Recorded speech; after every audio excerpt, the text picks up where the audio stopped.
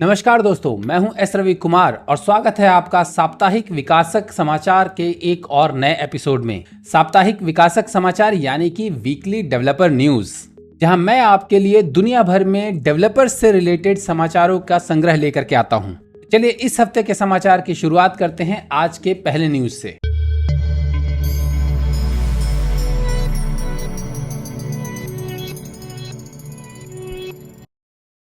आज का पहला समाचार आपके लिए पैसा कमाने का एक मौका है और मौका इस तरह से है कि रेडिस ने हैकाथन एक अनाउंस किया है। रेडिस बेसिकली शुरुआत किया था रेडिस ने डिस्ट्रीब्यूटेड कैशे के तौर पे, और अब ये लोग कैशे के साथ साथ नो सीक्वल डेटाबेस भी दे रहे हैं, जो कि कैशे बेस्ड ही नो सीक्वल डेटाबेस है। तो इन्होंने ये पूरा रेडिस हैकाथन ऑन डेव करके ये अनाउंस किया है, जहां पर कि आप 4-5 कैटेगरीज के एप्स बना सकते हैं। जैसे कि पहला कैटेगरी जो है कि मर्न स्टैक में आप मोंगोडीबी, मर्न या मीन स्टैक में आप मोंगोडीबी हटा करके रेडिस लगा करके कोई भी ऐप बनाइए, या फिर आप जो है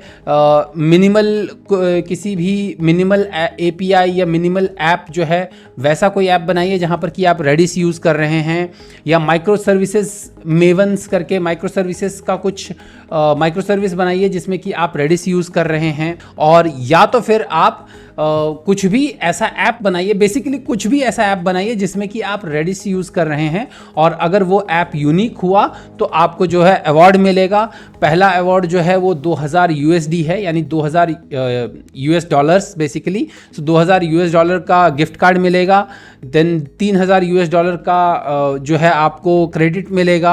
जो डेव 2 है, बेसिकली ये डेव 2 करके एक ब्लॉगिंग साइट है जहां पर कि इस तरह के हैकाथन होते हैं। अक्सर डेव 2 जो है डिफरेंट प्रोडक्ट कंपनीज के साथ टाई अप करके इस तरह के हैकाथन करवाता है। सो ये बेसिकली आपका जो है 1 मंथ का हैकाथन है, और ये डेव 2 के आपके इसलिए आपको वो मिलेंगे, स्टिकर्स वगैरह मिलेंगे। सो ये अवार्ड्स जीतने का आपके पास मौका है। अगर आप रेडिस सीखना भी चाहते हैं और रेडिस यूज़ करके कुछ बनाना चाहते हैं तो आप बना सकते हैं। मैं आर्टिकल का लिंक जो है डिस्क्रिप्शन में दे दूंगा। इसकी लास्ट डेट जो है वो शायद 28 अगस्त है। सो आप 28 अगस्त से पहले 29 अगस्त है। सो 29 अगस्त से पहले आप जो है कुछ भी रेडिस से रिलेटेड जो है बनाते हैं अगर, और वो इस काबिल होता है कि आपको अवार्ड मिले, तो ये आपके लिए एक अवार्ड जीतने का मौका है, साथ ही साथ रेडिस सीखने का भी मौका है। और इसके लिए शायद वो $500 के रेडिस के क्रेडिट्स जो हैं वो आपको फ्री में दे रहे हैं। तो आप रेडिस में ट्रायल $500 का ट्रायल अकाउंट बना करके और प्रैक्टिस और यूज़ कर सकते हैं। सो आप में से जो भी लोग रेडिस यूज़ करते हैं कमेंट सेक्शन में बताइएगा, और अगर आपका इंटरेस्ट है पैसा कमाने का रेडिस यूज़ करके तो आप इस हैकाथन में पार्टिसिपेट कर सकते हैं। अगली न्यूज़ गिटहब की तरफ से है। ये एक अच्छी न्यूज़ नहीं है। न्यूज़ ये है कि गिटहब को क्लोन्स, जो मैलिशियस क्लोनिंग के थ्रू, क्लोन कोड के थ्रू फ्लड कर दिया गया है। सो बहुत सारे जो ओपन सोर्स एप्लीकेशन है, जिसमें कि आपको पता ही होगा ओपन सोर्स एप्लीकेशंस को क्या करते हैं लोग, क्लोन करते हैं। क्लोन करने के बाद पीआर रेज करते हैं, और पीआर रेज करके उसमें जो है कंट्रीब्यूट करते हैं। सो कंट्रीब्यूटिंग का तरीका यही होता है। सो गिटहब को पूरा फ्लड कर दिया है। ऑलमोस्ट 35,000 से ज़्यादा, 35,000 से ज़्यादा जो है कोड रेपोस को जो है जो हैकर्स हैं उन्होंने मैलिशियस कोड के साथ कंट्रीब्यूट करके जो है क्लोन करके और कंट्रीब्यूट करके फ्लड कर दिया है पूरा, है कि वहाँ पर आपके मैलिशियस कोड डाल दिया गया है, जो कि गिटहब के ऑडिट में पकड़ा गया है। और गिटहब ने बहुत सारे इस तरह के कोड रेपोस को जो है वो पर्ज भी किया है। सो बेसिकली होता क्या है कि ओपन सोर्स सब प्रमोट करता है कि हाँ भाई आप मेरे रेपोजिटरी को क्लोन करो, क्लोन करके पीआर वगैरह रेज करो वगैरह जो भी करो। लेकिन बहुत सारे लोगों ने क्या किया कि क्लोन करके उसमें अपने चेंजेस ऐसे डाले जो कि आपके मैलिशियस कोड हो, मैलवेयर हो या कुछ भी हो, जो कि आपका ट्रैकिंग करता हो या कुछ डेटा चोरी करता हो, कुछ भी करता हो, इस तरह की चीज़ें डाल करके लोगों ने, हैकर्स ने क्या किया कि उस क्लोन को अपडेट कर दिया, जो कि एक प्रॉब्लमेटिक है। गिटहब ने इस तरह के बहुत सारे क्लोन रेपोज को जो है वो पर्ज किया है। सो आप किसी भी ओपन सोर्स की लाइब्रेरी को यूज़ करने से पहले चेक कर लें कि किस तरह के उसमें जो पीआर जो रेज हुए हैं, रीसेंट पीआर जो हैं वो किसने रेज किए हैं, और वो नोन पर्सन है कि नहीं, नोन इन द सेंस की कम्युनिटी में नोन है कि नहीं, और वो किन चेंजेस के लिए किया गया है, और उसी हिसाब से अपने लाइब्रेरीज को अपडेट करें। अगली न्यूज़ कंप्यूटर पे गाने सुनने वालों के लिए एक अच्छी न्यूज़ है। न्यूज़ ये है कि विन एम्प जो है एक मीडिया प्लेयर हुआ करता था, ऑडियो प्लेयर हुआ करता था बेसिकली। और मैंने काफ़ी आज से 15-20 साल पहले, आई गेस 15-20 तो बहुत ज़्यादा हो जाता है, हाँ 10-15 साल शुरू में जब मैंने कंप्यूटर लिया था तब मैं गाने सुनने के लिए मैं भी विन एम्प ही यूज़ करता था, विंडोज़ मीडिया प्लेयर नहीं यूज़ करता था। बिकॉज विन एम्प में जो है आपके प्लगइन्स वगैरह बहुत सारे होते थे और बहुत अच्छे रेट्रो लुक एंड फील वगैरह जो है वो आपके उस मीडिया प्लेयर का होता था, तो बहुत अच्छा लगता था उसको चला करके गाने सुनने में। और अगर आप देखना चाहो तो देखोगे तो लुक एंड फील भी बड़ा अच्छा लगता था, एक रेट्रो सा, और ग्राफिक इक्वलाइजर वगैरह होता था विन एम्प में। तो ये बहुत पॉपुलर जो है विन एम्प, विंडोज़ बेस्ड बहुत ही पॉपुलर जो है आपका गाने सुनने का ऑडियो प्लेयर हुआ करता था। सो 4 साल बाद विन एम्प ने एक नया वर्जन निकाला है और इसमें क्या क्या बेनिफिट्स है ये तो पता नहीं मेरे को, लेकिन आर्टिकल में इन्होंने निकाला है कि 4 साल बाद जो है ये दोबारा से आया है। और मैं आर्टिकल का लिंक आपको दे दूंगा। इसमें इन्होंने एक पुराने विन एम्प का फोटो भी दिया हुआ है, वो देख करके मुझे याद आया कि मैं इसको यूज़ करता था विन एम्प को, और बहुत ही अच्छा ऑडियो प्लेयर माना जाता था ये। उसके बाद फाइनली हम बाद में आई थिंक विंडोज़ 8 या 10 के बाद मैंने जो है विंडोज़ मीडिया प्लेयर ही यूज़ करना शुरू कर दिया गाने वाने सुनने के लिए। और जब एप्पल पे आ गए तो एप्पल पे आने के बाद तो खैर गाने तो उतने सुनते ही नहीं हैं। सो गाने सिर्फ बाहर सुनते हैं, जब कहीं जिम विम में एक्सरसाइज कर रहे होते हैं या ड्राइव कर रहे होते हैं तो थोड़ा बहुत ड्राइव, तो इस वजह से अब गाने उतने सुनता नहीं हूँ मैं कंप्यूटर पे। लेकिन जब कंप्यूटर पे गाने सुनता था, स्पेशली विंडोज़ कंप्यूटर पे, तो मैं विन एम्प बहुत यूज़ करता था। सो आप में से अगर कोई और विन एम्प को एक ट्राई देना चाहता है तो आप इस लिंक के थ्रू, मेरे आर्टिकल के थ्रू आप इसके बारे में और जान सकते हैं, डाउनलोड कर सकते हैं और ट्राई करके देख सकते हैं कि कैसा है ये। और भाई न्यूज़ पसंद आ रही है कि नहीं आ रही है? अगर पसंद आ रही है तो इस वीडियो को लाइक करो, मेरे चैनल को सब्सक्राइब करो और जितना हो सके इसको सबके साथ शेयर करो।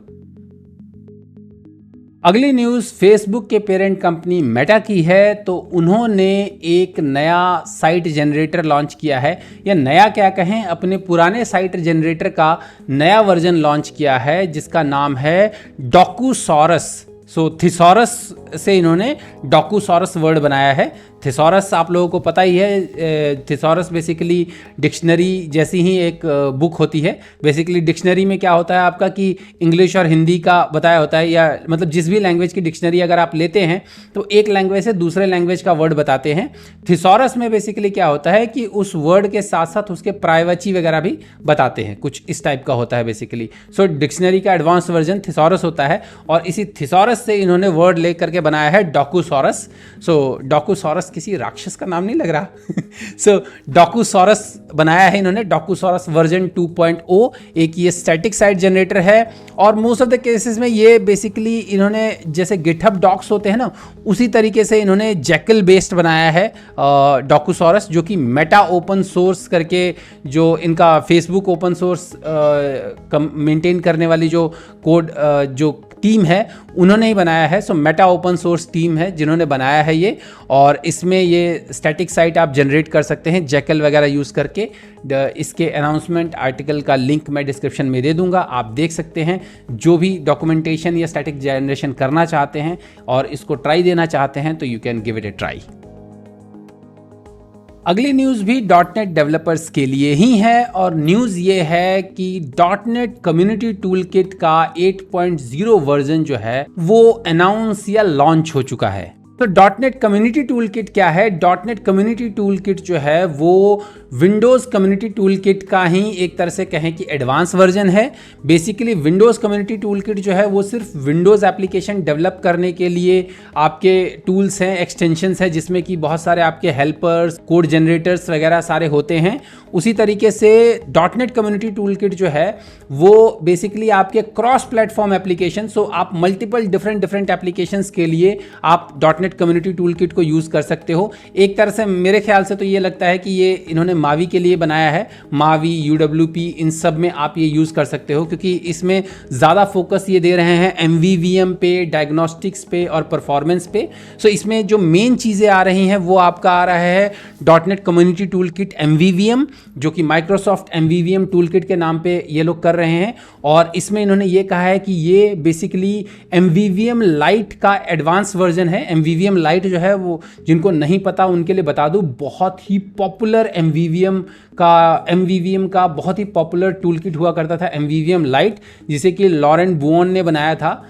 यार नाम थोड़ा सा टफ है बोलने में, बट फिर भी आई होप सही बोल रहा हूँ। लॉरेंट बुओन ने बनाया था और इसको उन्होंने डेप्रिकेट कर दिया है। सो उनके साथ मिल करके .NET की जो टीम है उन्होंने ये .NET कम्युनिटी टूल किट का MVVM वाला पार्ट बनाया है। तो जो MVVM लाइट यूज़ करते हैं उनके लिए ये Microsoft MVVM tool kit use करना जो है वो ईजी पड़ेगा ऑफ कोर्स। सो ये इसमें MVVM है, डायग्नोस्टिक्स है और हाई परफॉर्मेंस करके लाइब्रेरीज़ हैं, प्लस उसके अलावा कुछ कॉमन हेल्पर लाइब्रेरीज़ हैं जिससे कि आप छोटे मोटे कॉमन काम कर सकते हैं अच्छे कुछ। सो ये डिपेंडेंसीज़ वगैरह जो है डिफरेंट आपके हेल्प करने में काम करेंगी और इससे आप UWP, WinUI 3, Mavi, WPF, Avlonia, Uno इन सब में इस लाइब्रेरी को यूज़ कर सकते हैं।